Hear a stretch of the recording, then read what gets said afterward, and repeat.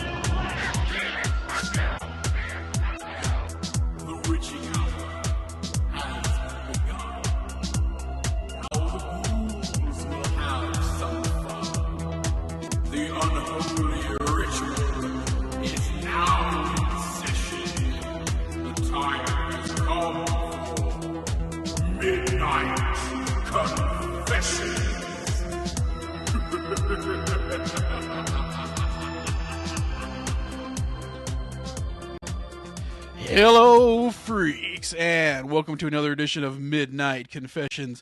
I'm your host, Reverend Phantom, and I'm joined by my co-host, Fred the Wolf. Fred, say hi to the folks. I'm good. I survived Animals Run Amok Day at the zoo, so I'm pretty feeling lucky today. And he avoided the PCP in the water. Yes. And joining us once again is our favorite minion of Satan, Moronic Mark. Mark, how you doing? Hi. Hi. My name's Mark, but most people call me Pest. Today's confessionals feature animals that have had it up to here with humans and their shit. Whether it's our littering or our land raping ways or our aforementioned irresponsible tendencies to lace drinking water with hallucinogenic drugs, whatever the case, humans are assholes and we walk around like we own the place. Well, the two movies we are reviewing today let the animals get some much needed revenge in completely different ways, of course, as these two movies could not be more different in every way. The two movies I'm speaking of, Wild Beasts from 1984, a sleazy Italian exploitation animals run amok B movie, and our second film, Long Weekend, an Australian film from 1978. It's a dramatic, slow boil of a film with loads of subtext. So you could say this episode is one part Grindhouse and one part Art House. Would you guys agree? Yes, very much. All right. And before we get into this week's movie reviews, we have another top 5 list. And seeing as though this week's episode deals with killer animals, we decided to do the top 5 killer animal movies. Now, a few episodes ago, we did a good, bad, and the ugly on aquatic monsters. So for this top 5, we're excluding fish and most other aquatic animals, with the exception of alligators and crocodiles, as we are accepting reptiles. Now, before we get into the top 5, let's discuss some films that didn't quite make the cut in the top 5. Mark, what were some of you had on your list? Oh, I actually liked this Wild Beast. I almost was willing to put it on for it. And then I go for Savage Harvest is also a good one. I think it's also known as Roar with Tom Skerritt. I have never heard of that. Never seen that either. That one, of course, I saw it when I was really young. It was one of those, first year of owning HBO movies, and they're on a wildlife nature preserve, like in Africa, and I think Tippi Hedren might have been like a producer of it, and because she really likes animals and all that stuff, but she So anyway, it's all about the lions that they're protecting. just go and say, yeah, fuck y'all. and and so they're like in the house of the nature preserve, which is in the middle, because they're kind of geniuses. And it was one of those definite best intention movies that goes horribly, horribly wrong. It's an 80s movie? Probably late 70s, early Okay. 80s. Like they probably made it in the late 70s and it got released in 80, 81. Yeah, I'm Right. surprised that's not ringing any bells at all. I've just yeah. What else did you have? Oh, let's see. I got this honorable dismention for Congo, the Killer Monkey movie. That's one of my favorite. Big budget, has everything going for it, but for some reason they made Congo. Bruce Campbell has a small part in that, right? Yeah, they Yeah. kill him like in the first 5 minutes, and then you have to see like Dylan Walsh or Baker, whichever. Baker, I think. I, It's I Dylan Walsh. I saw that in the theater just because Bruce Campbell was in it, and just remember leaving going, "What the hell was that?"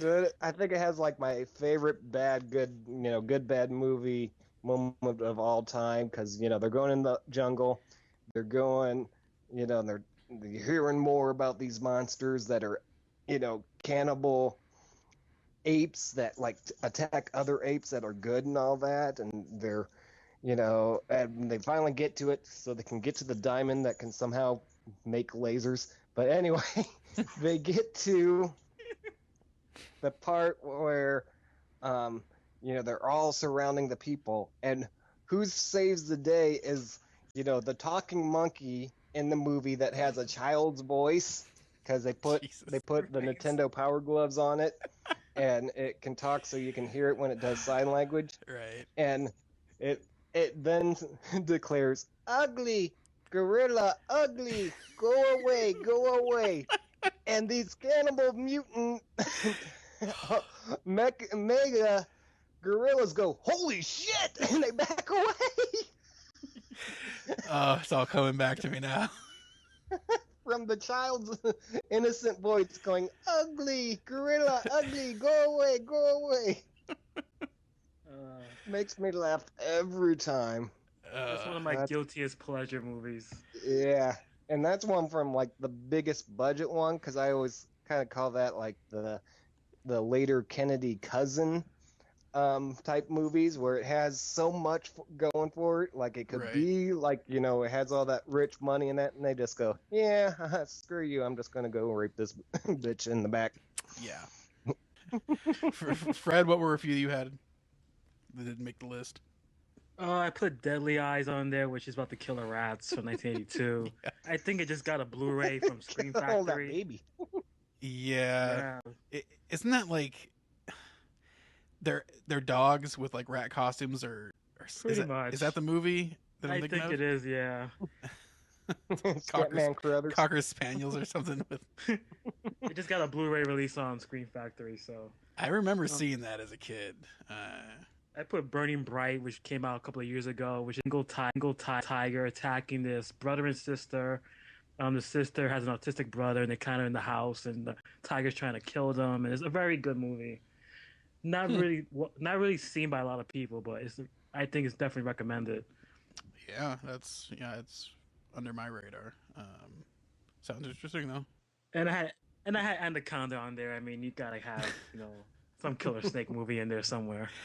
Yeah, I remember I worked at a movie theater the year that came out, and a lot of us would rush to get into the movie because we wanted to see the scene when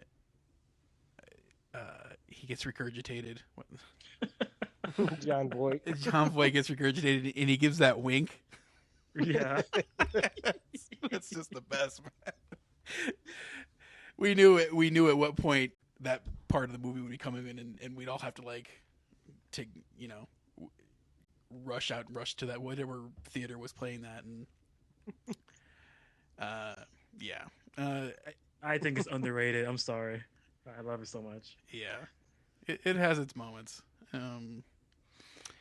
A few on my list that didn't make it was speaking of snake movies. Ah, Right. That's from 1973. What balls, man, to name your movie.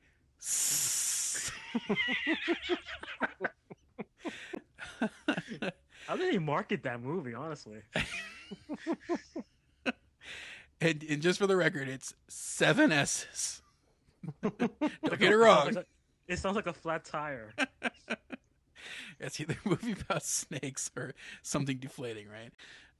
Directed by Bernard L. Kowalski, who also did Attack of the Giant Leeches. So there you go. What a resume. I also had Slugs Yes. from 1988. Mr. J.P. Simone, who did Pieces, directed that one. Lots of great gore in that film. It's completely off the hook ridiculous. Terrible acting. It's based on a novel by Sean Hudson, who is one of my all-time favorite horror writers. The book is so much better than the movie, but the gore effects of that movie are just great. Also, I had Squirm from 1976, which also made its way to a Mystery Science Theater episode as well, which I thought was pretty cool. That's one of the few Mystery Science Theater movies that I actually saw prior to it being an episode and actually kind of liked it. Interesting enough, it's directed by Jeff Lieberman, who did Just Before Dawn, Blue Sunshine, and that movie Satan's Little Helper, which was Yeah. this movie, when I had to have been around 4. An early memory of being in a motel room, must have been on a road trip with the family. My sister was watching TV and Squirm was on the TV, and the scene came on where the guy and the girl are in the canoe, and it tips, and he's rocking it trying to scare her, and it tips over, and he goes in the water, and he comes out, and he's got worms like coming out of his face. Scared the fuck out of me. I ran out of the room screaming. So having that effect, and now of course I looked it up later, I found it to rent later, and there's just something about that movie. There's this backwoods, grimy, atmospheric thing. I get that it's stupid that it's about worms, but god damn it, there's a finale where the worms are just filling up this house, and the girl gets into this chest, and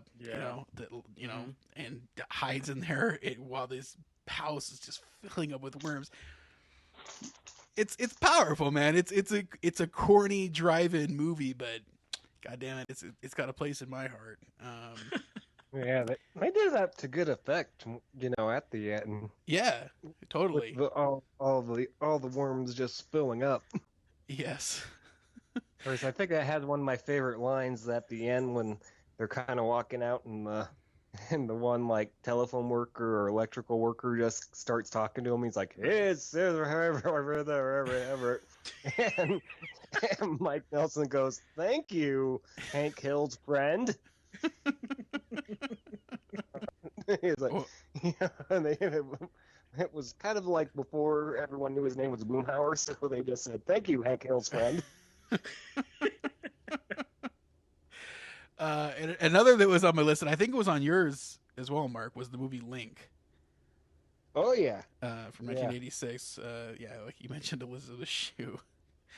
Elizabeth Shue's side boob. Yeah. and buttocks. Super intelligent orangutan butler goes nuts. Come on, that's a great premise for a movie. Richard Franklin directed, who did Patrick, and he also did Psycho 2. Excellent childhood classic, Cloak and Dagger, and he also did Road Games. So it's a B movie of quality. I remember loving it as a kid. That monkey gets seriously pissed. There's just something there's something with monkeys and apes, man, that the fact that you know how freaking strong they can be, they make really good horror movie fodder. Yeah. You know, even though they're just the coolest freaking animals in the world. I have so much respect for apes and monkeys. They're just like, they're so goddamn cute, but just know that they can just snap your neck if they wanted to. If they're angry, yeah, they're gonna rip your face off. Like that Old Navy commercial ape, what he did. Right. Right. Anybody else got anything to add before we jump into the top 5 here? I put Frozen in mine. Frozen, that's right. That's yeah. 2010 Frozen that's taking over the world for some odd reason. Good God. Yeah, with the wolves and the ski lodge. Yeah. I think that's a fantastic Adam Green movie. Yeah. Those are some badass wolves in that one. They're definitely scary. Such a messed up movie too, just in terms of the ending. Yeah. Great premise for a movie. Great tension and yeah, pretty under the kind of movie I could watch over and over again. But Right.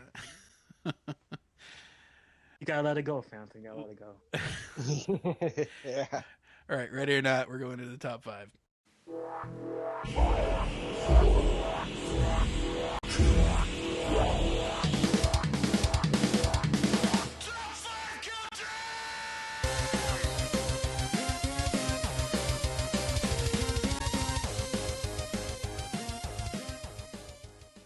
All right, top 5 killer animal movies.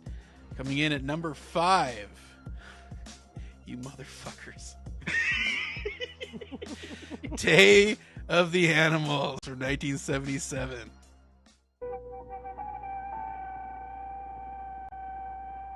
What begins as a pleasant day of hiking in the woods becomes the Day of the Animals.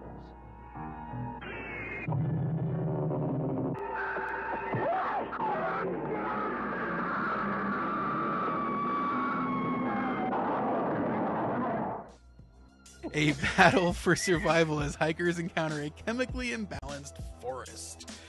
Yes, directed by William Girdler, of Grizzly, 3 on a Meat Hook, Manitou, shit, crap, shit, more crap and shit. The blaxploitation exorcist film Abby. With snakes. Or does she have snakes? Or that's Jennifer. Never mind. Right. Does star Christopher George and Leslie Nielsen and Linda Day George. So go ahead, guys. It wasn't on my list, so defend.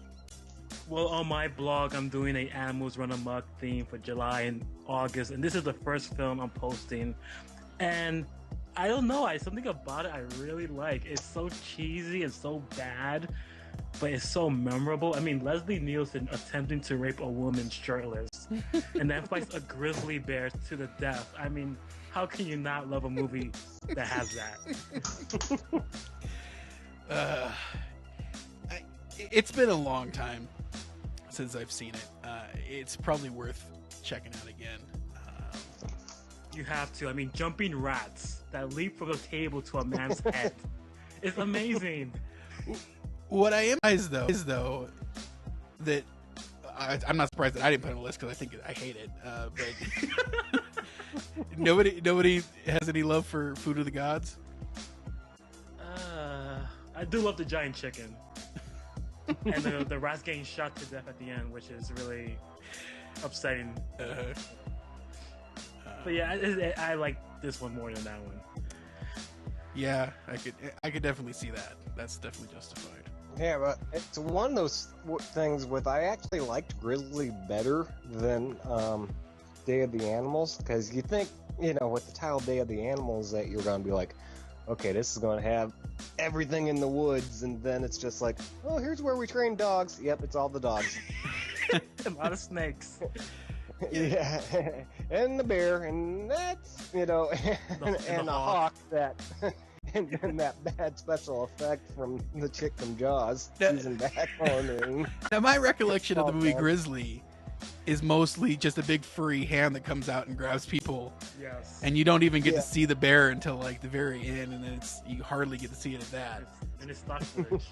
I mean, the movie Grizzly and the movie Snow Beast are basically the same movie, except they spray painted the arm white for that one. Now it's not a grizzly, it's an abominable snowman. Just go with it, people. All right. I did kind of like the one thing in Day of the Animals that, you know, Andrew Stevens gets killed, so it's like, yeah, that's for screwing Shannon Tweed and all those movies. One thing I'll give it is Leslie Nielsen plays a good bad guy. Yeah, he's the best part of the movie. He got trapped in that, you know, that comedy thing, which is fine. He does that good as well. But like this in Creep Show, yeah, he's so awesome in that. Yeah, it's one of those unfortunate, but it's good for his wallet, you know. Yeah, obviously, when he, obviously paid off. Had a blast his last, 15 or so years just making all the stuff, but it'd be nice if he could have gotten a little bit of the other side of, acting. Right. Okay, coming in at number 4, also from 1977, Kingdom of the Spiders. An unknown species of horror is born as science fiction becomes science fact. If you find any problems out there at the Golden Place, Just keep it to yourself. he's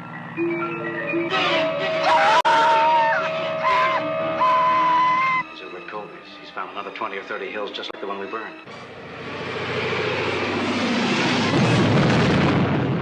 I mean, this right here is scientific phenomenon. As you know, all species of megalomorphs are cannibalistic. If you put them together, they'll kill each other off. They just don't colonize like ants or bees do. An army of deadly predators, searching, destroying anything in their path. Why did they come? What do they want?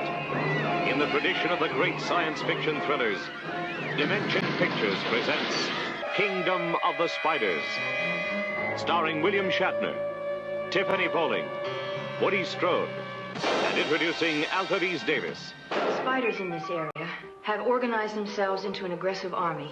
I've never seen anything like it. One minute they weren't there, and the next minute they were everywhere. Jump at a girl!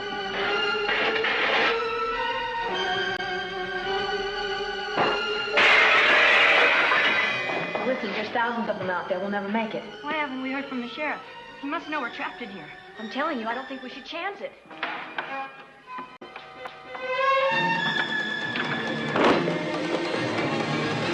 Your nightmares will never be the same. Kingdom of the Spiders. The next victim could be you. Yes. Investigating the mysterious deaths of a number of farm animals, vet Rack Hansen discovers that his town lies in the path of hordes of migrating tarantulas. Before he can take action, the streets are overrun by killer spiders, trapping a small group of townsfolk in the remote hotel. This movie, on the other hand, I love, and I'm not a Star Trek fan, but I do love the Shat, and he is so good at this. It only the way that he can be. Yep. He's one of the best. He's like a great actor in this movie. I mean, it's just great acting and just really in it. Like he's really going for it in this movie. Like he's really serious and really cares about. Oh yeah, he's totally gung ho into this character, Rack Hansen. This movie's like my worst nightmare come to life. Honestly, I hate spiders, and just imagining being in this town with those tarantulas, I probably just kill myself. I honestly couldn't deal with that. That's what really makes this movie, I think, is the spider element. Because I fucking hate spiders, and the bigger they get, the more I like them less. Which reminds me, Arachnophobia was on my list as well. That didn't make the top. Yeah. Yeah, mine too. I scared my sister once at the movie theater because we were watching that, and I put like the little 2 fingers up toward the end credits. directed by John Bud Carlos, who also did The Dark, sci-fi movie about an alien that can shoot lasers out of his eyes. That's the most I know about that. A film that needs to come across as a Satan screener at some point if it hasn't already. Yeah. Which, you know who was supposed to do The Dark first? Who? Was Toby Hooper. Oh, that's right. But like, he got fired off it because that was like a Dick Clark production. Even. That's right. Right. And so, you know, that was back when Hooper couldn't really catch a break ever since the Poltergeist. Did he direct it? Did he not? And kind of heard the rumor that he kind of did a little bit of nose candy and wasn't too able to do a lot of things, but he did a really cool sequel to Texas Chainsaw Massacre. Right. The Dark, it looks, if from the trailer, it obviously had a budget going for it, and then these incredibly horrible B-movie elements are mixed in with this like big budget movie.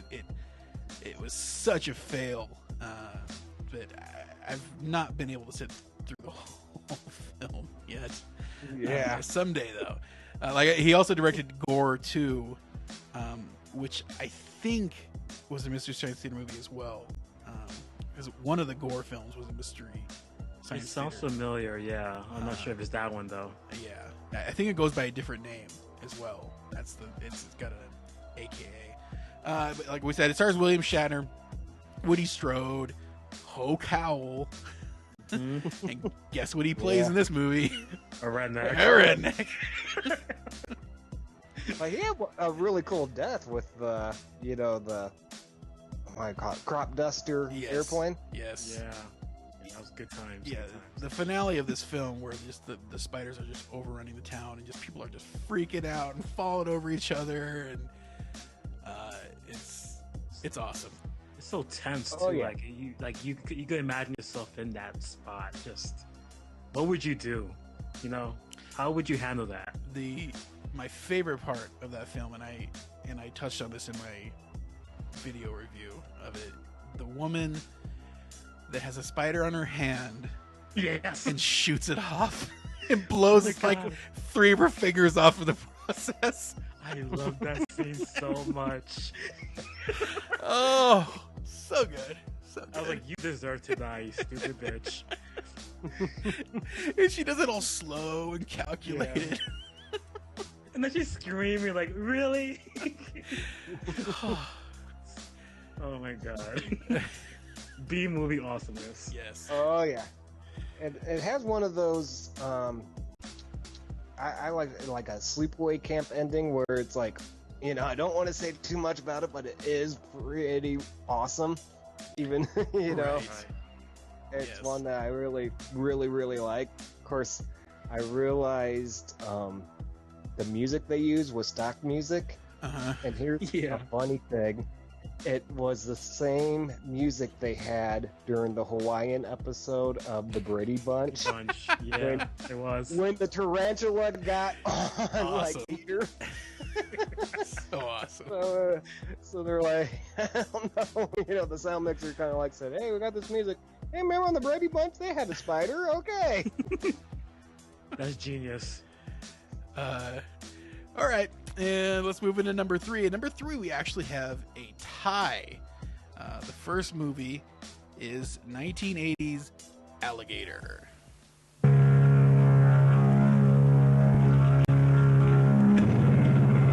It lives 50 feet beneath the streets. It's 36 feet long. It weighs over 2,000 pounds.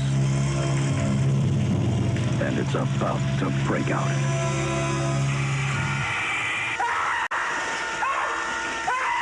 You're looking at the one who saw it. And it was big. You said it was dark. Now, perhaps you were mistaken. An alligator half that size would starve in a week.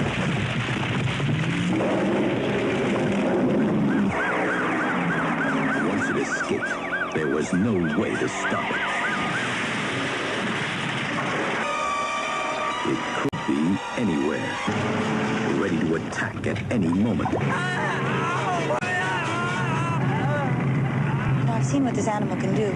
You'd better take all the help you can get. At first, no one believed it. Now, no one will forget it. Alligator. It's definitely scary. You, especially in New York. You imagine a big alligator just killing a whole bunch of people in New York. I mean, easy target for this alligator just to run rampage on everybody. So, in the movie, Robert Forster and Henry Silva. So it's got a great cast. Robert Forster he's like a cop in that movie, right? I believe so. Yeah. Detective of some sort. Yeah. He's a detective, something like that. Yeah. And what has Henry Silva played? Is he a bad guy? I'm just going out on a limb here and saying, is he a bad guy? He probably is. With the mob? Is he pro alligator? I don't understand. He doesn't mount and ride the alligator at some point. I don't remember that. No, he doesn't do that. Okay.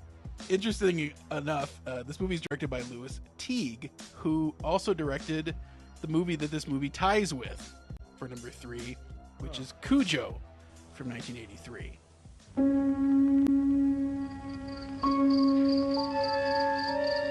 Nothing that lives in the imagination is more frightening than the terror that lives in Castle Rock, Maine.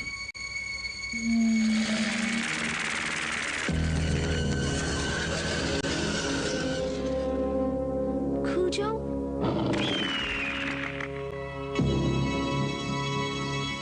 Cujo. Can he get us in here?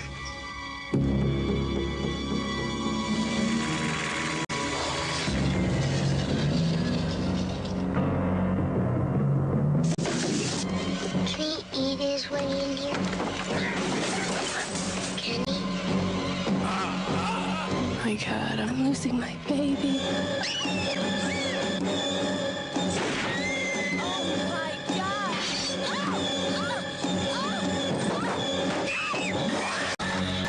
From the novel by Stephen King, creator of Carrie and The Shining, comes a startling vision of fear. Please, God, get me out of here. Now there's a new name for terror. Cujo. A friendly Saint Bernard named Cujo contacts rabies. Yeah, name your dog now if you want it to be a friendly dog. Contacts rabies and conducts a reign of terror on a small American town. That's stretching it a bit, but okay. The entire town is a family. Yeah, 2 houses. Like I said, directed by Louis Teague, starring Dee Wallace and Denny Pentaro. We all know from the youngest child on Who's the Boss, right? Based on a Stephen King novel. Yeah, Who's the Boss, though? It's a pretty good Stephen King novel. Oh, I mean, yeah, Cujo. That was really scary, right? Had to live up to the Moronic Mark moniker. I've read the book. Has everybody read the book, or? I read it, yeah. Okay. Yeah, the book's, it's kind of one of those like Shining type things. The book is so much different. It's actually one of the first Stephen King books I ever read. I was probably like 10 or 11 when I read it, and I was like, because I had seen the movie first, so as a kid reading this, going, man, this. Can't you keep looking at the cover of the book? It's like, is this the same story? this is Cujo? Okay. That's how I felt too. It really gets into the family.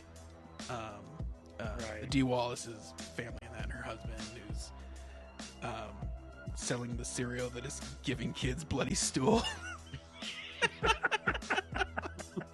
I forgot about that. You're right.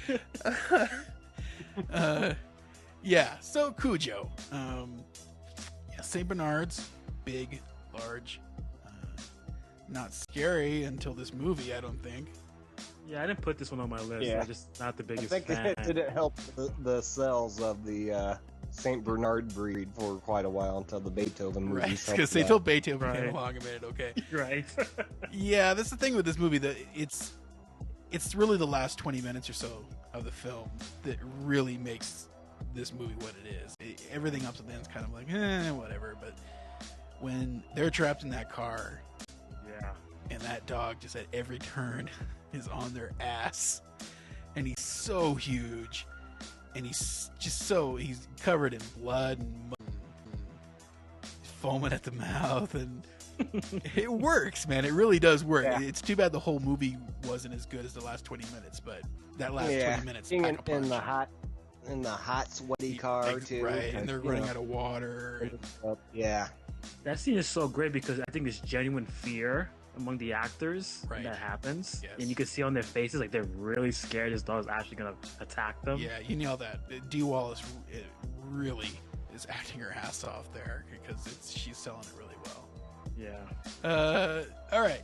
Coming in at number 2, it is George Romero's Monkey Shines from 1988. There was a man whose prison was a chair. The man had a monkey. They made the strangest pair. What kind of experiment was it, Jeff? What did you do to Ella? What did you do to me? The man was the prisoner. The monkey held the key. You want to be the boss now, is that it?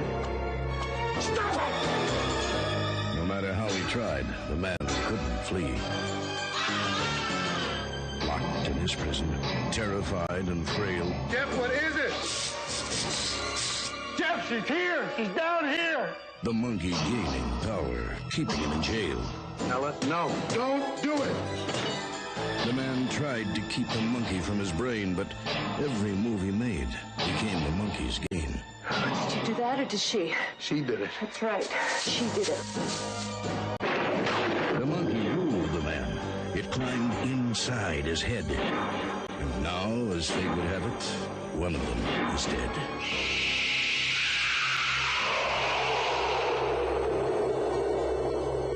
Monkey Shines. An experiment in fear.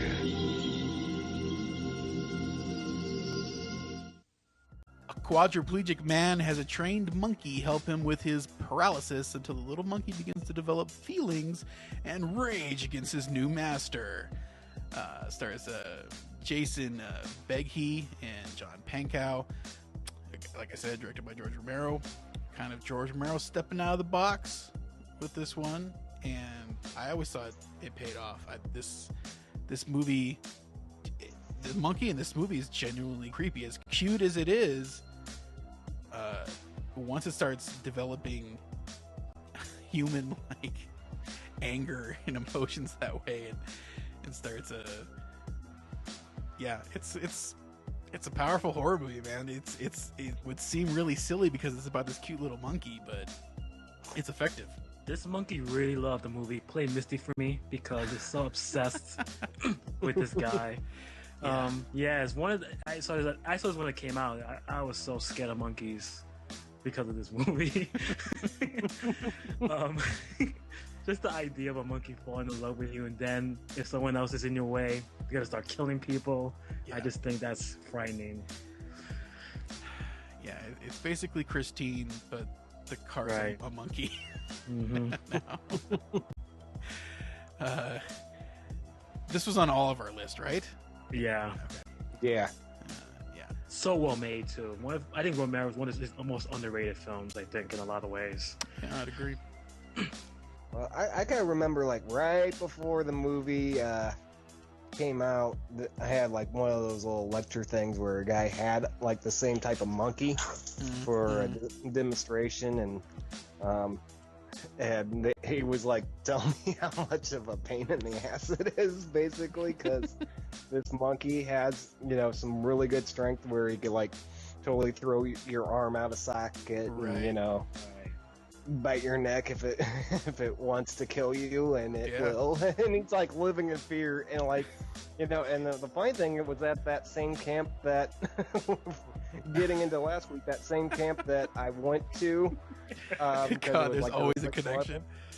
And he's telling me, hey, you know, it was like one of those things where he's like living in fear in the same house with the monkey. Monkey like got cancer and lost one of its legs, but he's like still like, yeah, this monkey sucks. Don't get a monkey.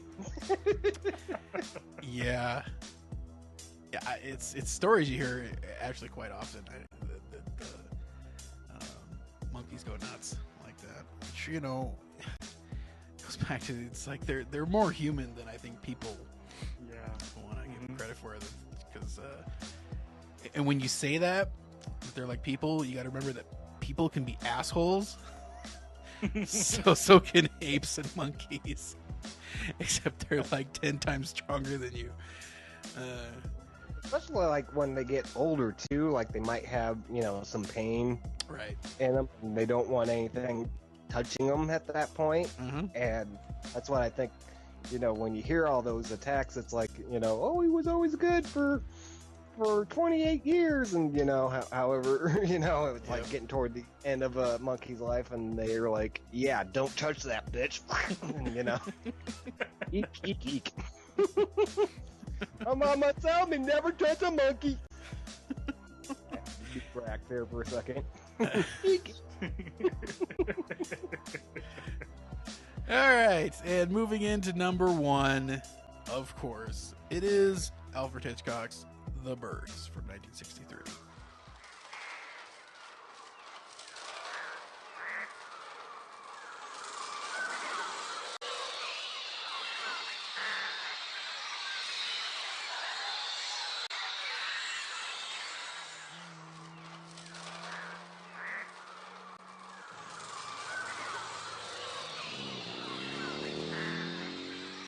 I see. Good luck, Miss Daniels. Thank you.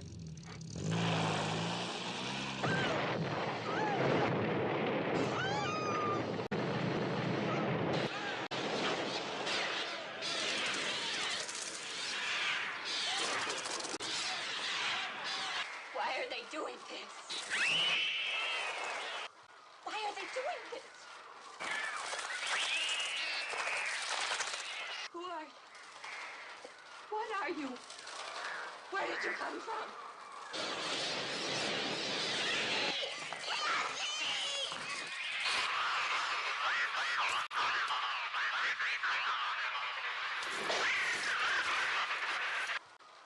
I think you're the cause of all this. I think you're evil.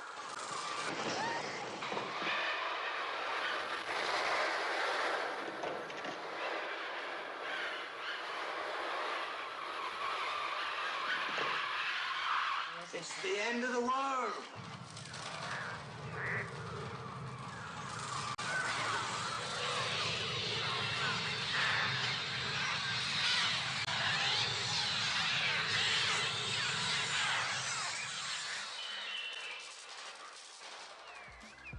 A wealthy San Francisco socialite pursues a potential boyfriend to a small Northern California town that slowly takes a turn for the bizarre when birds of all kinds suddenly begin to attack people.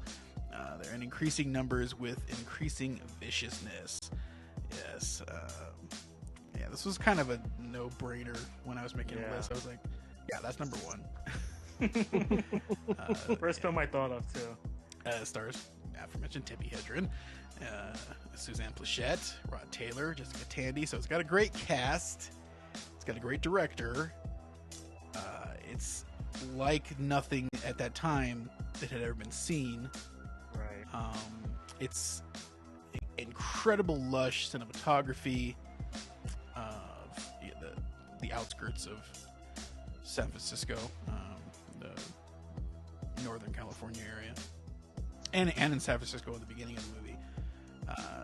The crane shot for during the gas station scene. Yeah. That trail of gas. I mean, this is a fantastic movie.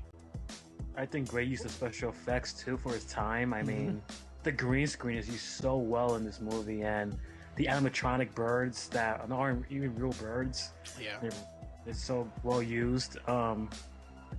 I think this is probably Hitchcock's last great movie, in my opinion. Yeah. Everything after that is hit or miss, but this one is a definite classic. Definitely, if no one's ever seen The Bird, they definitely need to watch it. Also, the short story is based on is actually pretty good too. And I think a lot of people not familiar with Hitchcock or just older films in general, you could look at this movie and it might look a little corny. It's about birds attacking you, and it's from the 60s. Mm-hmm. It still holds up. It's I've seen it within the last 5 years, and it's powerful, man. It's so much more than a birds attacking people movie. Right. Similar to Long Weekend, which we'll get into, which I thought of a lot watching. I thought of The Birds a lot while watching that movie.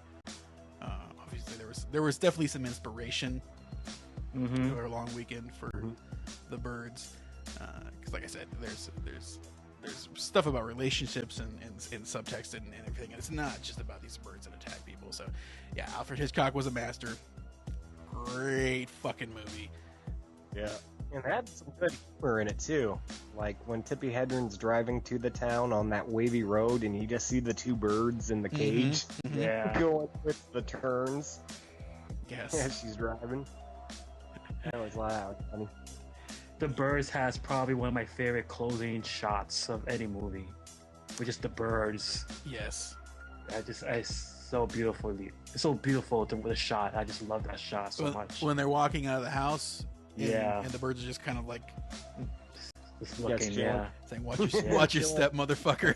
It's so scary, that one closing shot.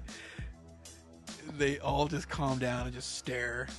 Yeah, that's scarier. That's scarier than them attacking, man. Right.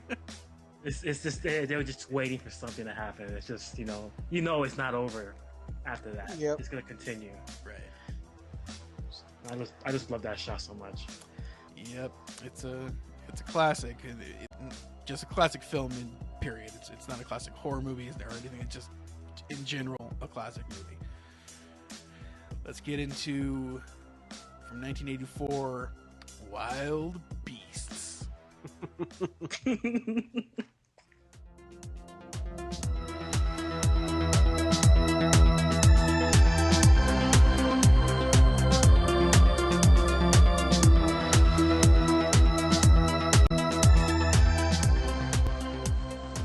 The Wild Beasts.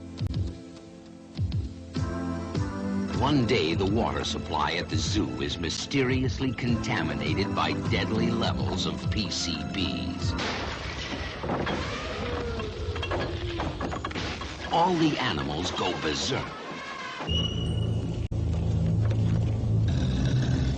Even their cages can't hold back the half-crazed wild beasts.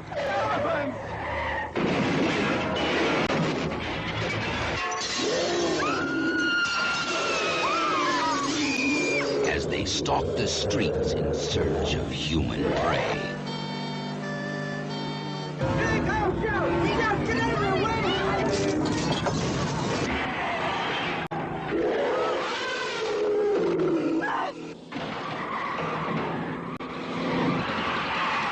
The night is filled with terror and blood-curdling cries. The night of the Wild Beasts. All right, Wild Beasts from 1984. The waters. Okay, I love that this synopsis that somebody added. It's obviously like, who gives a shit? Fuck this movie kind of synopsis. The water supply for a large city zoo becomes contaminated with PCP, and the animals go crazy and get loose. That's the perfect. That's it. Synopsis. That's basically what happens. Directed by Franco Prosperi, who also co-directed Mondo Cane 1 and 2, Africa Dido, Goodbye Uncle Tom, Mondo Candido, a lot of Mondo movies. Who he co-directed most of these with Wiltero Jacopetti, I believe is how you say his name. So when watching this movie, all clicks into place. Yeah. So it's made very clear. The movie stars Lorraine DeSala, who was just in a movie we reviewed very recently in House on the Edge of the Park. Yes. She was also in Cannibal Ferox, among tons of other Italian exploitation movies. We also got an actor named John Aldrich, his one and only acting credit this movie. Was he Porn Stash? Yes. He was I called him the love child of Franco Nero and Super Mario. Is basically and this next guy's name, I love it. Ugo Bologna, veteran Italian actor as the detective in the film. In several Italian movies. He was in Nightmare City, just to name one that some people might recognize. Yeah, so this movie, when looking and when researching it, obviously has been stuffed into obscurity. I don't think a lot of people want to take much credit for it. It's kind of a hard to find movie. It's a 20th Century Fox studio production, which is very interesting. I didn't know that. Giving what this movie is. So obviously there was a budget behind it. Right. Because obviously somebody to wrangle all these animals in this film. Yeah. Fred, why don't you touch on give us a little bit more about what the movie was about. Well, I thought this was like the Benny Hill of animal run amok films. Really silly, really cheap, but there's a lot of good stuff within it. Right. The animal killings and what the animals attack people, I think is so well done. Mm-hmm. There's a lot of decent gore effects, a lot of blood. Yeah. This, if you're going into this movie looking for a good story, you're not gonna find it at all here. I mean, you don't know any other characters really. It's not about that. It's about animals on PCP escaping from a zoo, attacking a city. That's pretty much what it is. And it's never really quite explained how PCP got in the water supply. It's just go with it, people. This is something that happens. Some guy at the water tower just decided, hey, let me just put some powder into the water supply. Nothing's gonna happen to anybody. Let me just dump this shit. Yeah, let's just dispose of that in the water display. Well, I don't want to get caught here. Ooh, let me flush it. You must have had a lot. Think how to dump that much. It's like getting rid of the whole cartel's worth of PCP. I know, enough PCP to fuck up the whole town, basically. It was a small town. Come on. There is an M. Night Shyamalan type twist at the end of the film that we won't give away. So we're gonna tiptoe around that ending, but we will say that obviously it's not just the animals that get affected. This does go into the water supply, and it does affect some other nearby buildings. There's some things that definitely need to be addressed about this film. Good or bad? Both, mostly bad. First thing I wrote down, as soon as they chop into that horse's head. Oh yeah, I wrote that. This is a PETA nightmare. This whole movie. Let me just say that at the beginning of the film, it says no animals were harmed during the making of this film. Yeah, we see rats on fire, and we see hyenas killing a pig. Right. And I think it's the lions killing the cows or something. I think that's what it is. Yeah. That whole slaughterhouse scene. It was like, It's, come on, guys. I'm just sitting there with my jaw dropped, going, "Who thought like?"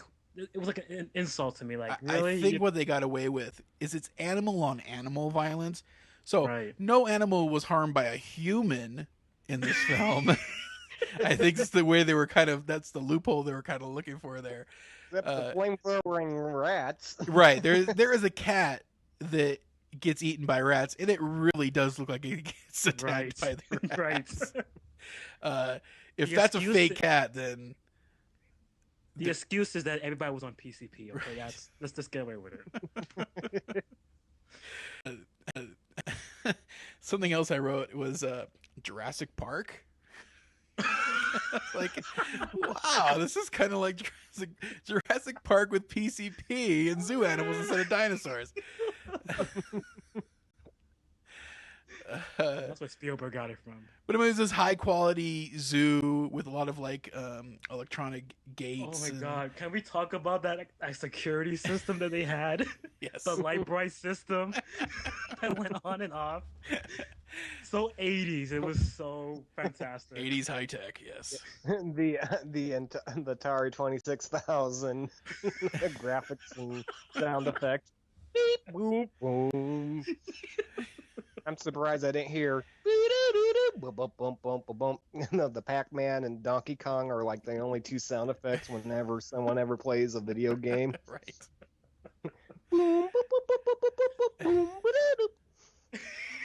Yeah, there's a lot of that. There's a lot of that in this film. Another thing that I wanted to touch on, and I don't know, maybe it was just me, but I don't think it is. Lorraine DeSella's daughter in the film. Yes. The very first scene we see her. Now, obviously, she's like 11, 12, maybe somewhere around there. The very first opening shot scene is like of her half naked. It's a very exploitive like shot of like her button-up shirt's like half undone and she's walking around in her panties. At first, I'm going, okay, she's supposed to be like a teenager, but she's kind of small but then like, no, she's actually a child. I was like, what kind of pedophile motherfucker's making this movie? I took so many notes about this stupid bitch. I really hated this character so much. The dubbing did not help at all, especially in that opening scene when she's talking to the answering machine. I just wanted to strangle her. I just couldn't. It sounded like a 30-year-old woman talking for a 12-year-old girl. I just right. I still wanted to know the. I actually wrote she needs to get her ass kicked. Yeah. I want to know the mystery of what was the ba ba ba. What's the mystery of her ba ba ba? That was the frog. Like, where's my ba ba ba? Like, what the fuck is the ba ba ba? That's what you call the frog is the ba ba ba? Ba ba ba ba. That phone call to her mom was the most insane phone call I ever heard in my life. Oh, I know. It was nuts. I was like, what's going on? What's going on is definitely what was going. Yeah, I was like, what? Like, is she talking to herself? What the fuck's going on? And she's half naked, child, and they're like lingering on. She had like a whole bunch of stuffed animals underneath the couch. I'm like, what? I don't get it. I really don't. I also noted that I'm glad that he was still getting work, but it's a shame that the dog from Suspiria is still being typecast. I put that. Yeah, it's good to see the dog from Suspiria again, but yeah, goddamn Another typecasting. Blind dude killed by his own dog. Every movie I gotta be in, I gotta kill my blind master. Great. I did like though when he was getting killed, that soft piano music that played in the background. Brilliant. That's some of the, and they do that again later in the movie too. Yeah. Somebody's getting killed and it's so great. That's a Mondo Connie thing too. They did that a lot in that as well. The soft, gentle music with like these grotesque things happening, which obviously went on to go on influence Cannibal Holocaust as well. Right. With the score there. The smooth that jazz of slaughter.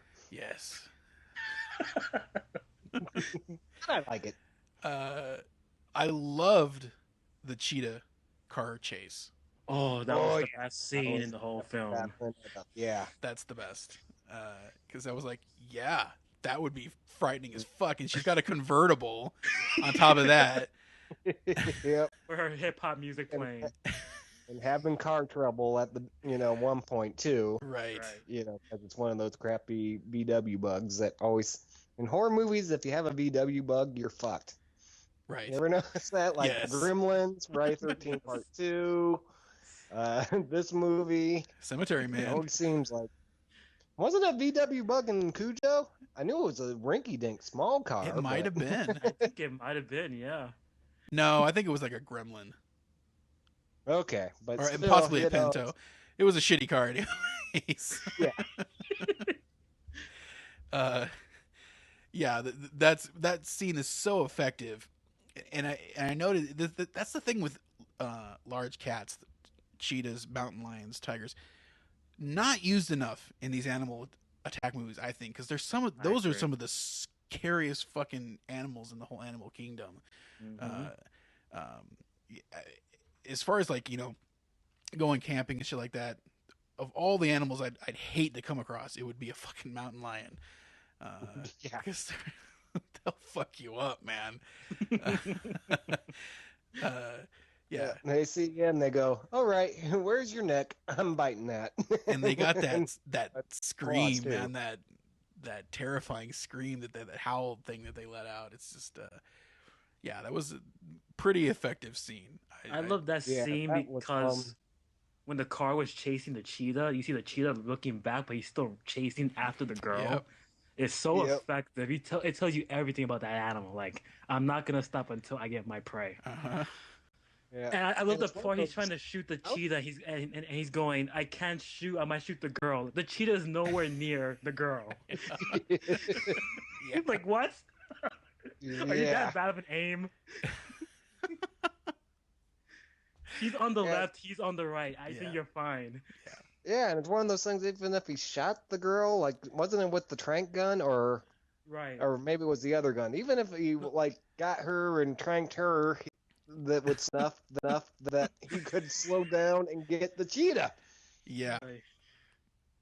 There might be a little bit of damage, or collateral damage, but still, you could get at it. Overall, that. Yes, that was another thing that they touched on. I thought, I've always thought elephants were fucking terrifying, man. They're used in movies to be these like nice, gentle things, but they kill a lot of people. So in the countries that they're from, India and Africa and stuff like that. That elephant crushes that girl's skull. Oh yeah, yeah, that was a good one. That whole scene, we see all the cars being squashed. You could tell, like, what, like, you just crushed these cars like nothing. Yeah. And that whole scene when they were being attacked in the car and it's screaming and there's blood and they're tearing through the car, it's just so great. And the airport scene too, with the plane is trying to land on the runway and they're standing there waiting for the plane to land on them and they don't, and they crash into a power line. I think it's so great. Yeah, and like power out of the town. This movie had a lot of scenes where you just go, okay, it's in a European country, so maybe it's a little bit easier for filmmaking, but still, how the hell did they do that? That's with all these animals, like the cheetah scene, having them run down a regular street, and elephants in an airport. It's like, what? Somebody put a lot of money into this movie and thought it was going to do a lot better than it did, I think. Like I said, 20th Century Fox Studios. I mean, there was obviously enough budget to get all these animal wranglers, and but touching on the elephants again, though, that's elephants are so goddamn frightening. They're modern day fucking dinosaurs, man. They're fucking huge.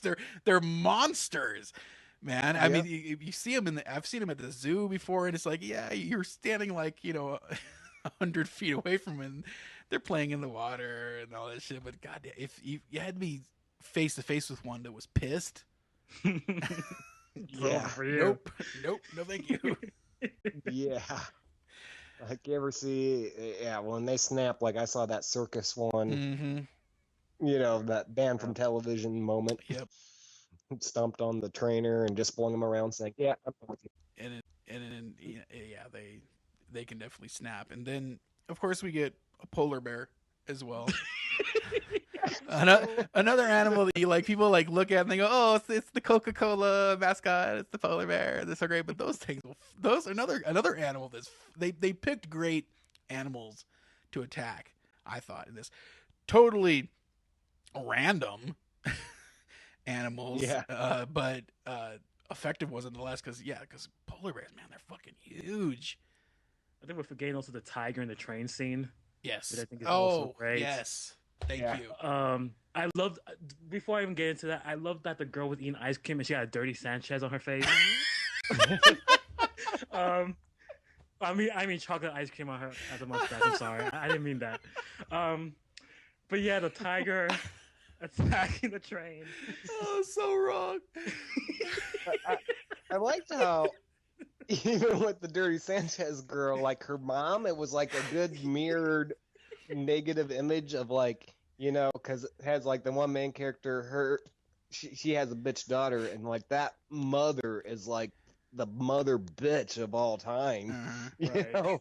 The tiger attack, she just leaves.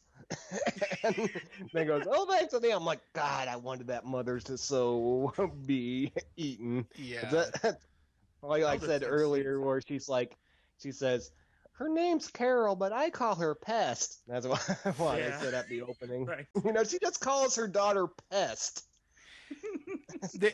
There's what the hell? There's moments of really genuinely good movie making in this film, and good use of tension.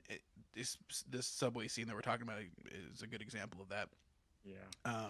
It's just too bad they just didn't have the actors that could pull it off, or a script that was worth a shit. The dub didn't help either. Right. It was so corny. It had some of that crazy, like European trying to speak English, like bad Abbott type. Like when he says they're elephants, not lice. Yeah. The 911 call, yeah. Lice, get the air, where are the elephants? They're elephants, not lice. Really? Yeah, it's obviously there was a budget here, and it went all to the effects and not to any actors that were worth a fuck.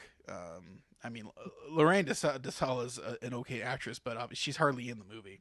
Right. Yeah. And obviously, this John Aldrich guy, his one and only fucking movie he's ever been.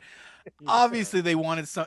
I think they did want a Franco Nero type actor for this. He would have been awesome in this. Right. Mm-hmm. It's a role made for him, I think, and I think they wanted somebody of that caliber that they could maybe afford, but obviously he must not have been available or whatever. But it's like they got Slim Goodbody with a mustache.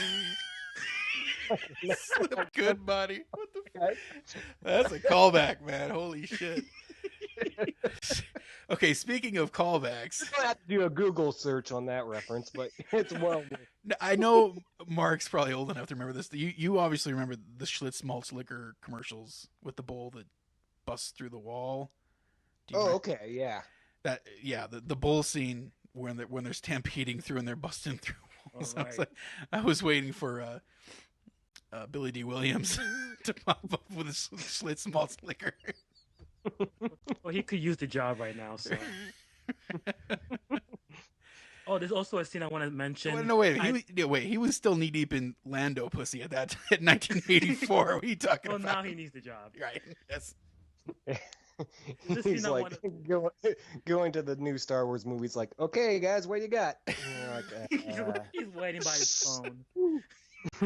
Oh, poor Billy D. There's also one scene I had to mention that I thought was so stupid. One girl gets scared by a shadow puppet. Oh, I mean, this is not Killer Clowns from Outer Space shadow puppet. This is the actual on the wall. And she's like, "Oh my god, don't do that! You're scaring me." Yeah, the kid's literally making a snake shadow puppet. Yeah, it's a snake. The kind of shadow puppet anybody can make. The first one you ever learn to make. She's scared of it. Yeah, we're tiptoeing around the kids at the end because that's part of the finale. But right. I will address that every scene with the kids is painful. Yes. The boy who's in it's a ballet class. I guess he's the one. Tommy boy. was his name. His acting, man. His acting is so fucking. There's a part where the polar bear is coming up the hallway, and he makes this expression. Like, obviously, the director is like, "You're scared. Right. Act scared. There's a polar bear behind you."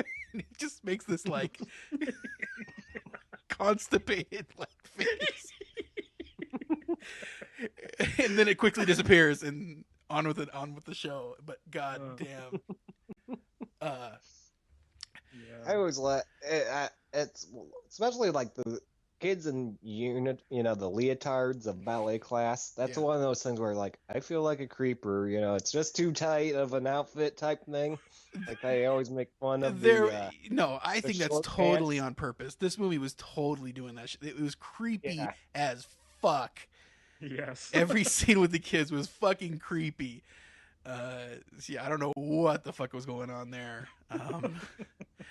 Yeah, it's like I like when girls want to be the ballerina, and it's like, okay, here's that leotard outfit. It's like, okay, you put that on, fine, because like at my work they sell that, and so I'm always like, okay, here's that. I guess that'll be your size. Go ahead, try it on. Well, it opens up with the little girl in panties and just a shirt with one button. Yeah, and like close up of like right under her cleavage, like her abdominal area. That's the first thing you see is this girl's naked abdominal area. Was he the only boy in that class though? Of course he was. It was Danny Pintaro.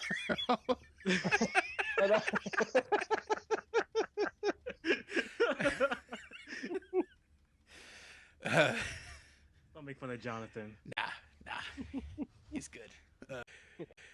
It got better for him. Yes. Yeah, you don't want Mona after you.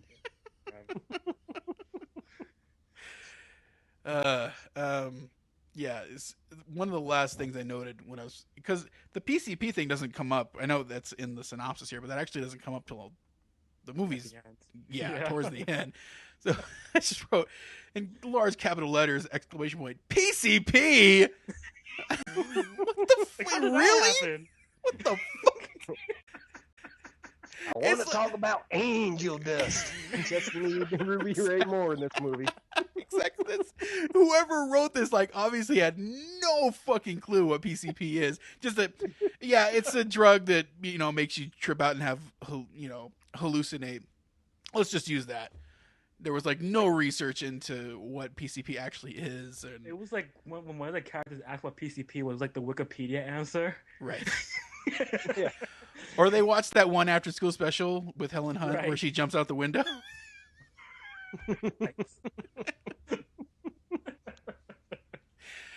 PCP of all drugs, PCP. Yeah, and you could have just said it was, a big conglomerate evil factory, pharmaceutical place, and they just dumped something that they knew wasn't going to work. Right. And said, hey, this is chemical X. That would have been so much of an easier plot thing instead of saying PCP, and you're like, what? Yeah, some unknown chemical would have been fine with me. That would have, okay, whatever. Just like the Return of the Living Dead, It's like, it's some military chemical. Just, don't think about it too much. That works. It works for me, man. But when you get into like, this is a drug that people actually know what that is and what it does, and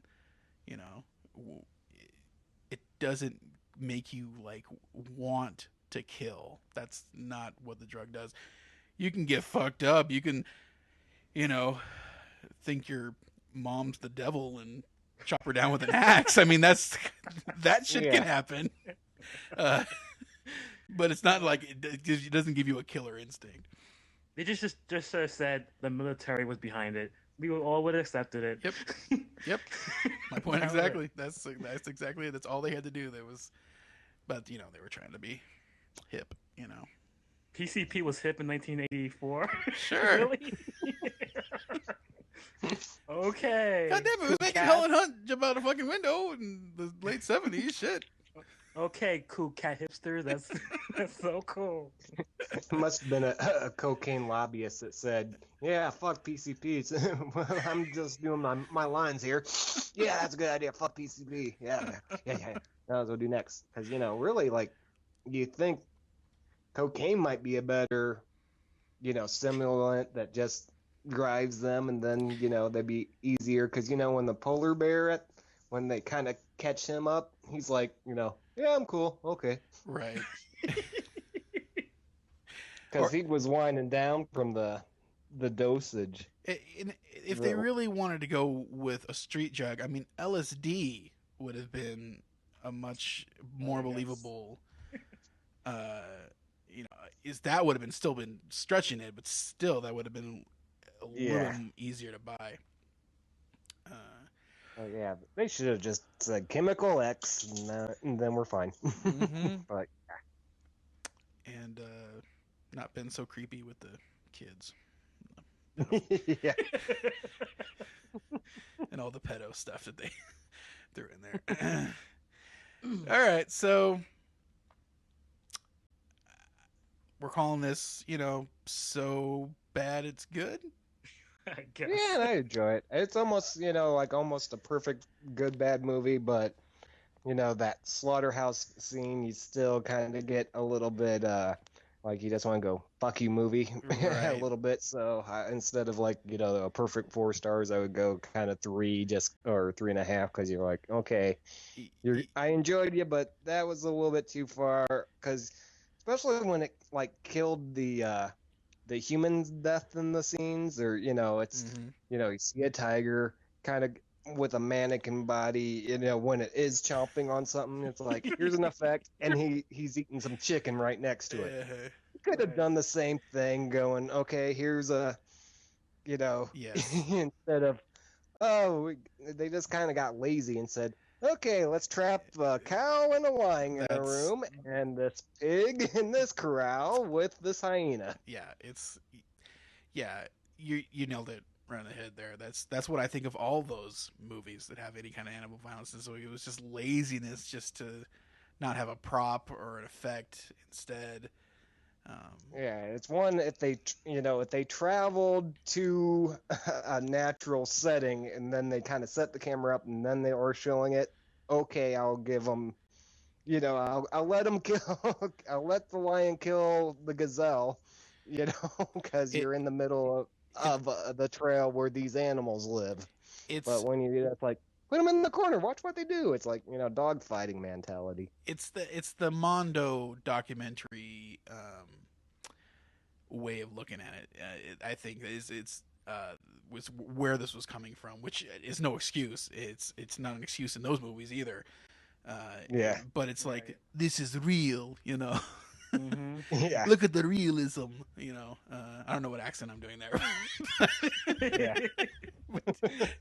Swarthy European. I'm a genius for what I do, and I make troll too. You like the movie, the Mandakari. Alright, that's what you are. Very nice, very nice. I'm gonna save the princess. I mean, it's real.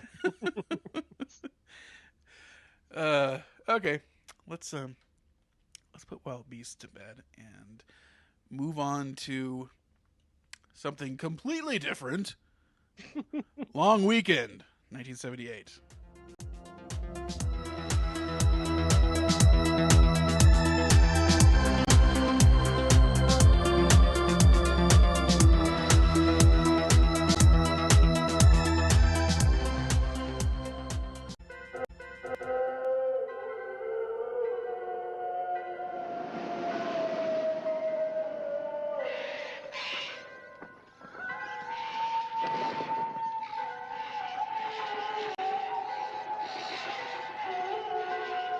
Listen to the sound of evil. It is out there, waiting.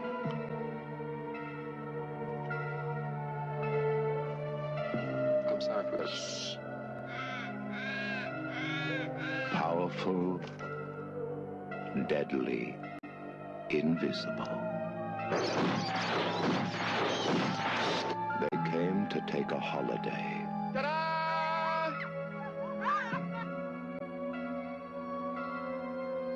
Now, they are running for their lives. Because something is out there. There are secrets. There are mysteries. There are forces beyond imagination. Challenge them, and every living creature, every blade of grass will turn against you.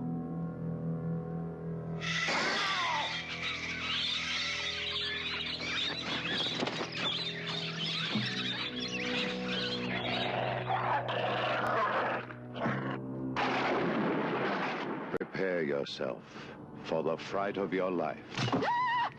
Christ! Long weekend.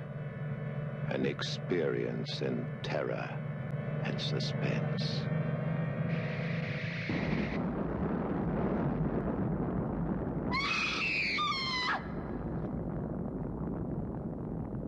All right, Long Weekend from 1978. When a suburban couple go camping for a weekend at a remote beach, they discover that nature isn't in an accommodating mood.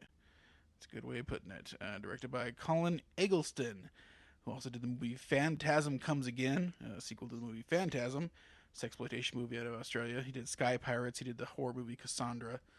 Yeah, it's a whole different tall man in that Phantasm movie. Yeah.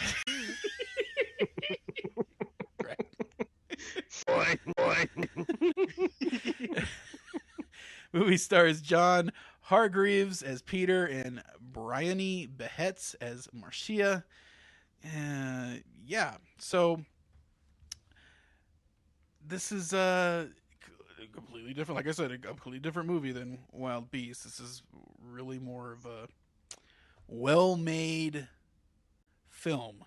Wild Beasts is a movie. This is a film. Yeah. It kind of gave me that, the Summer Camp Nightmare vibe, where if you see the trailer first, you kind of go, okay, this is going to be, Day of the Animals type action, and then you watch it and you go, okay, this is definitely a character study between two people in their relationship. Yeah. Right. The trailer is misleading. And I think, like, that's one of those tricks from back then to get people's asses in the seats to see this kind of movie. The only way you could do it is to make it look like it was something that it's not, something a little bit more exploitive than it actually was. Some of the things I've got off IMDb here. Despite winning numerous awards and being a success overseas, the film was a flop both critically and commercially in its home country of Australia. Cinematographer Vincent Monton said that the weather conditions while shooting the film were eerily cooperative. He said when the script would call for a scene with sunny skies, the weather would be beautiful. But as the intensity and strangeness of the script grew and the weather conditions would change to match the moody atmosphere of the scenes being filmed, throughout the shoot, the weather always seemed to change to suit the scene that was being made. That's some strange, like, Exorcist shit going on there. As far as on the set, all the creepy shit going on there. Yeah, like that in Amityville, the original. Right. This was a really good movie. Quality film. From the opening shot, it's a beautiful cinematography of the ocean, and the nearby beach and everything, and a close-up of a plant and all that, and this beautiful sweeping score comes along. I watched this movie after Wild Beasts, so as soon as that came on, it was like, oh, okay.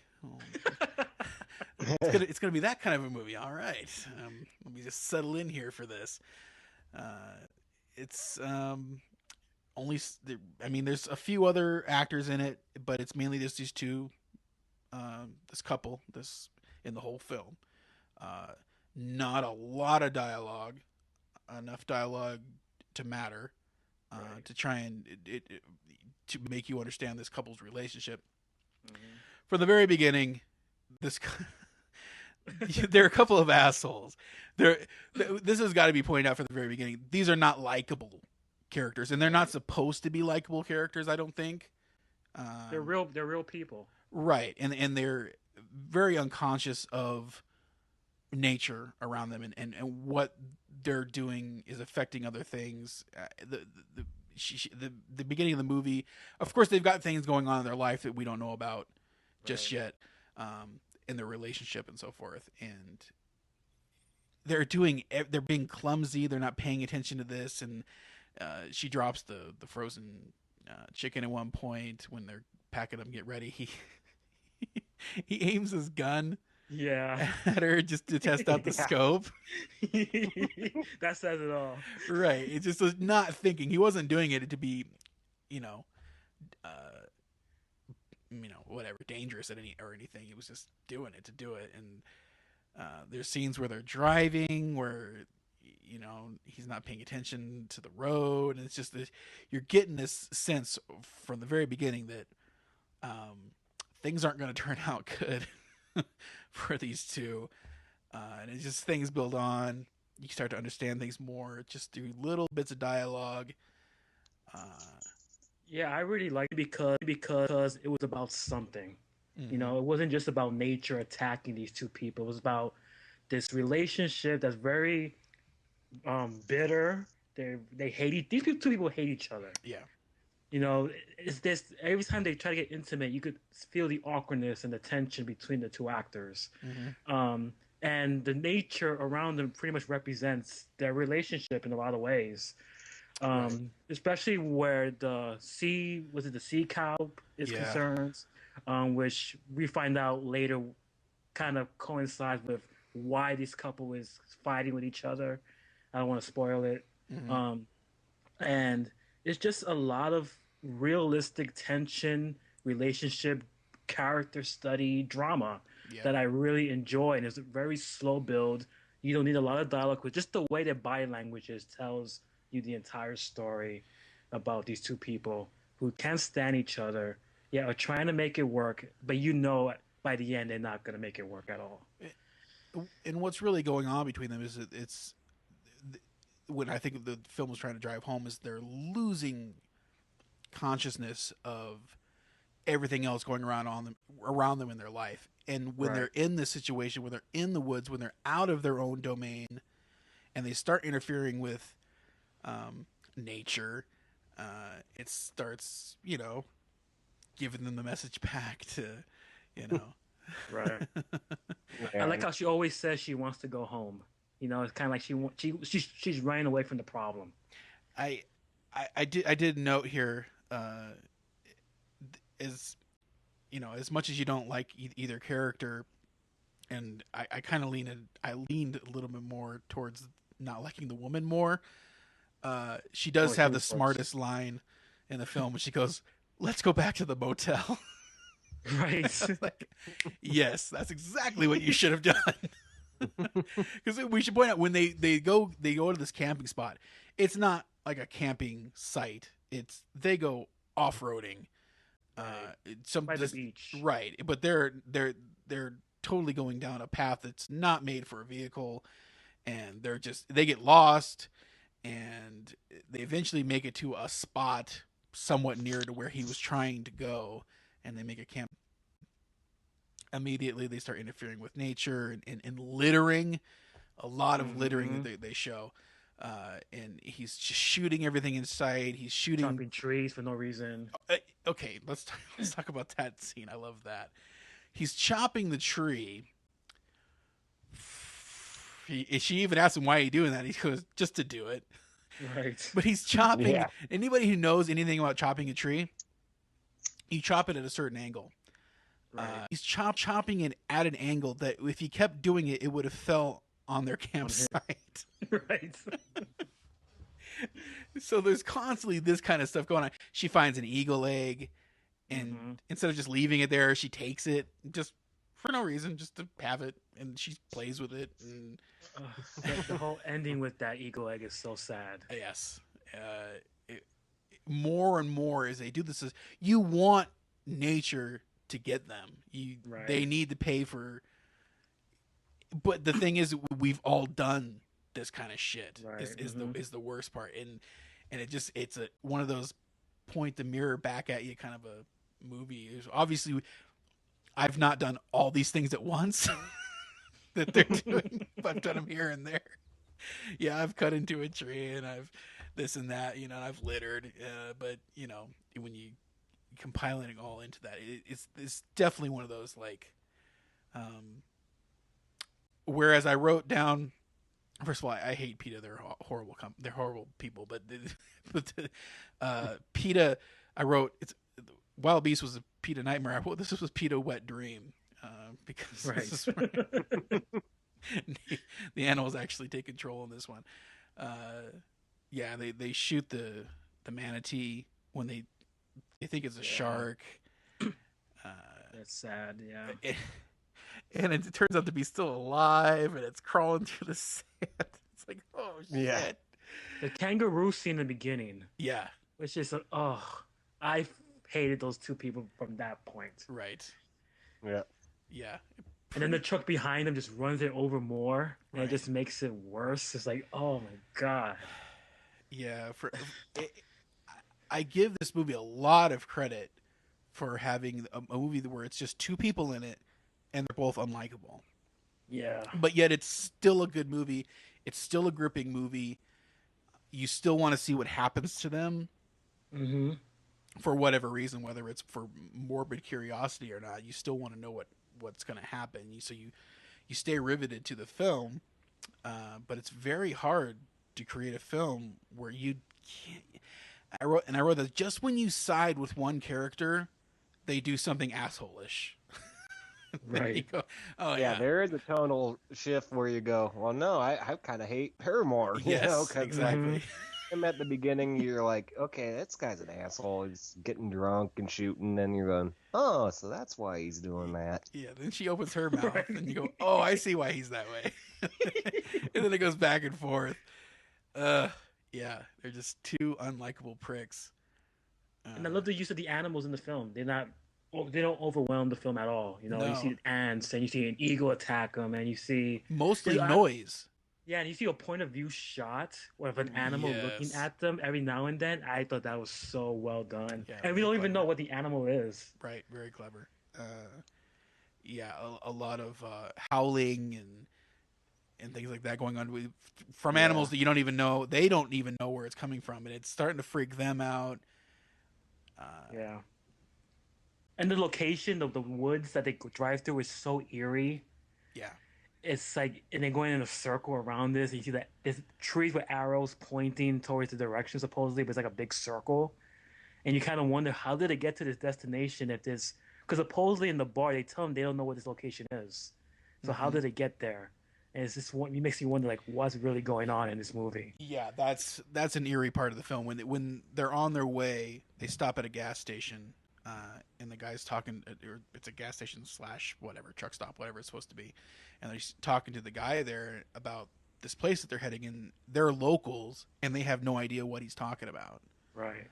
Yeah, and there's like a really old man, so you figure he will probably like go, yeah, let me tell you, you know, and he's like, I don't know. Yep, that was done very well. And then there's a scene right after he leaves the bar or whatever, the shop, where the wife looks at one of the customers and they're staring at each other back and forth. Yeah. And it's almost like a warning to her, like, not follow this guy where he wants to go. But what is also smart about that scene, it was kind of a red herring to where you thought there was going to be a human element in this. Right. They're going to come there and attack him, yeah. Right. And you see that there's this truck nearby their campsite for some other campers. And again, that plants the seed of, oh, they're going to get attacked by people. Right. And I won't say whether that happens or not. It very well could. And that van there is eerie in itself. Like, what's it doing there? There's missing at one point. Like, what's going on?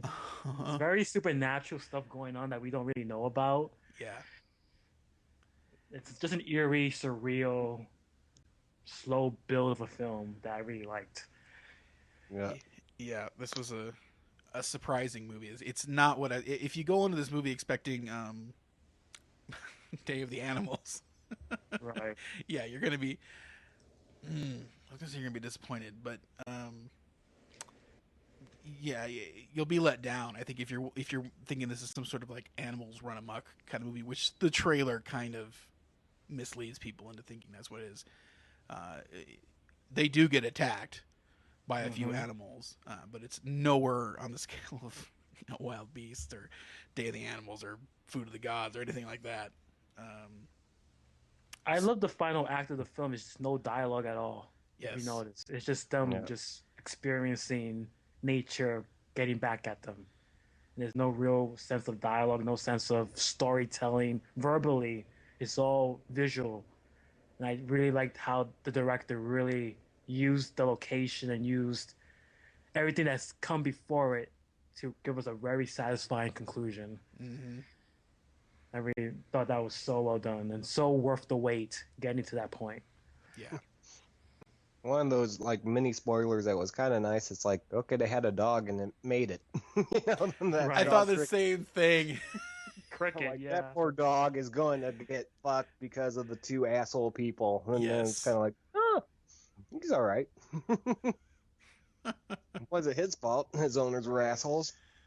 Yeah. Yeah, that's a good point. I was thinking that same thing. I'm like, oh god, this dog's gonna get it. But I guess I thought he was going to end up shooting the dog because he was like shooting it like right next to the dog's head when he was shooting into the woods. I'm like, dog, stand back and lie down over there, and just kind of stay a few feet behind the asshole. Yeah. Yeah, the swerve that this movie takes towards the end is really well done. And really, I love that ending. Yes. So much. Not to give too much away, it's not too spoilerific. The scene where he wants to finally put, he puts gasoline on the manatee to finally kill it because it won't die. Right. And that's like almost the last of their fucking gasoline. Mm-hmm. You fucking idiot. He's stranded right in the middle of those woods. Yeah, it's like, that's great. Use the last of your gasoline to do this when you could have done a million other things to finish that thing off if you really wanted to, but... And I also love that how he leaves the can there. He goes around again, and he realizes he just made a whole circle around the woods, getting right back to that can. I just thought that was so well done. Like it came back to the beginning where they kind of went around in that circle before they made it to that location, which I thought was really well done. It made you realize that there was a reason why they actually made it to that spot. Yeah. You know, it was a supernatural reason why they were there. It was meant to happen for a reason. Yeah. My favorite piece of dialogue from the film, there's a switch in the truck that he can turn off the battery, right? You guys caught that, right? So he does this ahead of time, and she wants to leave, so she's gonna get in the truck, and and she can't start it, of course, because the battery's not connected because of the switch. And she's like still trying to start it, even though he told her there's no battery. I'm using the battery for something else, and she's still trying to start it. And he goes, "Try the horn."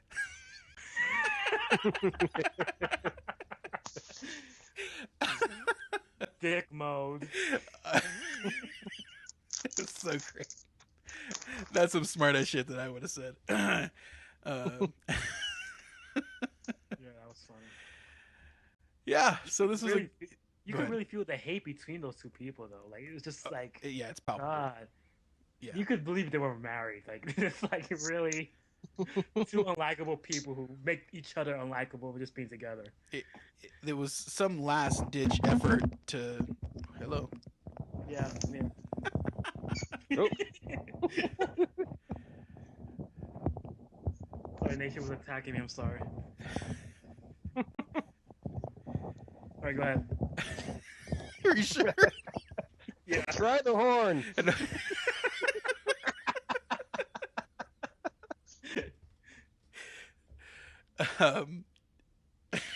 No, I don't remember what I was going to say.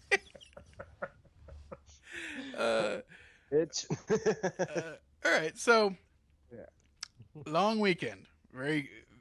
I wouldn't even call this exploitation. I think this is just a genuine film quality. I don't think there's a few tiny exploitive things, but I don't even think they're being exploitive. It's just these couple, they're alone, so yeah, some boobs pop out here and there, and I don't think it's done in any way to be exploitive. There's the animal violence is not done to be exploitive in the way like a movie like Wild Beast does. I don't consider this movie an exploitation movie at all.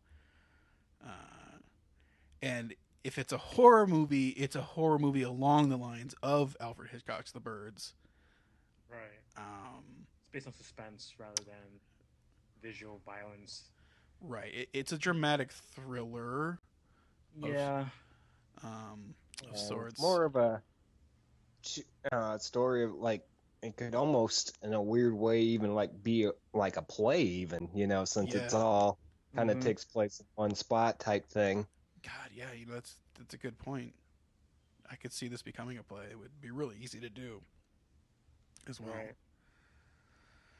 Yeah. I'll put story in that, but yeah, it's funny. Some of the camping stuff as I went, because going through a lot of the action of Wild Beast, and then I watched this one second, and I was watching it, and there's a little bit of the tedium of camping, and so I was like, okay, where's this going? And I'm kind of expecting, like, I had a weird thing. I don't know if you've seen this one, but this movie /Dreams/Sunburst. The movie has Robert Englund for 5 seconds in it. There was, or he's in it for 5 minutes, I should say, but toward the end, and it was a story like two people, they decided to go camping, and that one went tedious to the extreme because like it was so much about climbing a mountain in this, and they played like Carpenter light type music while they're going on their adventures, and it was like, and like in the movie she gets raped by some hilljacks, and I was like, okay, don't go this far. But as they talked and did that, I was like, okay, this isn't going to be /Dreams. This is going to be a good one.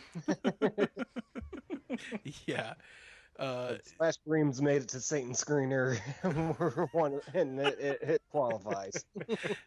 Yeah, this is definitely not the normal Midnight Confessions material here, but I'm glad I saw it. It's a movie I've been wanting to see for a while. I believe they do talk about this in Not Quite Hollywood. I think it is mentioned in that. Yeah. And there's also a remake we should mention from 2008 with Jesus Christ himself, Jim Caviezel. Never seen it.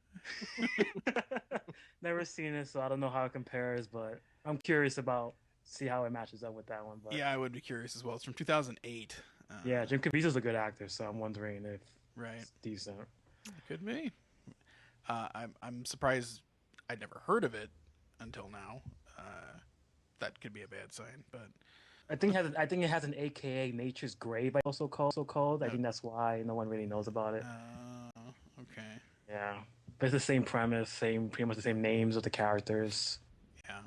So I'm curious. Yeah. When you go shopping at like a Walmart or Meijer or one of the big things, and you're like, well, let's go by the video section. It's like, whoa, Jim Caviezel, he like made movies. This is direct to video next to this other Bruce Willis movie. It's like, wait, this is direct to. I didn't see a commercial for this, and because that's a smaller film that they just don't release like they used to.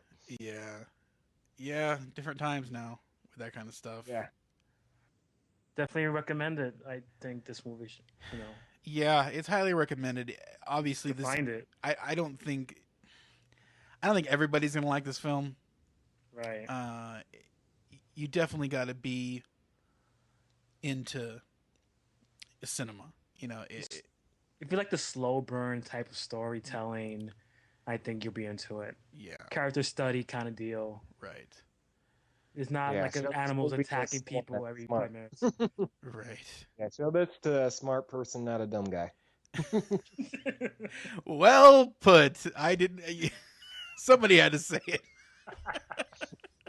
It's one of those like I remember like seeing opening weekend Inglourious Bastards, and watching that, I'm like, oh, this is good. And then there was someone in the back row going, damn it, they're speaking in a different language again. I gotta read. Good God. Yeah. This film is for snobs. That's what we're trying to tell you. You're right. Yeah, I said it from the beginning. This is more art house than grindhouse. So take it from that, and if like something that's up your alley, definitely check it out because it's a great movie. If you like the cheesy B-movie shit, then hey, Wild Beast, check it out and have a ball. I recommend these for two various different reasons. Get high in PCP and watch both of them. You know, fuck it. Just don't kill anybody, please. Right. Yes. Yeah. We don't want that. We don't want that blood on our hands. Go into rehab and watch Avenging Disco Godfather. Tell me what drug he did and what he has had. Put your weight on it. Put your weight on it. Put your weight on it. Oh my god. Oh, Rudy Ray. I'm on PCP right now. What's in the water? I just drank some water. What's in here? All right. That's it. That's it for this week, kids. Until next week, the confessional is closed. I got your message. Thanks for having reminded me to eat, to wash, to get dressed. Mom, I don't know what I'd do without you. Where the hell did you stash my ba-ba-ba? Like, what the fuck is a ba-ba-ba? This has been a presentation of Phantom Morte Productions.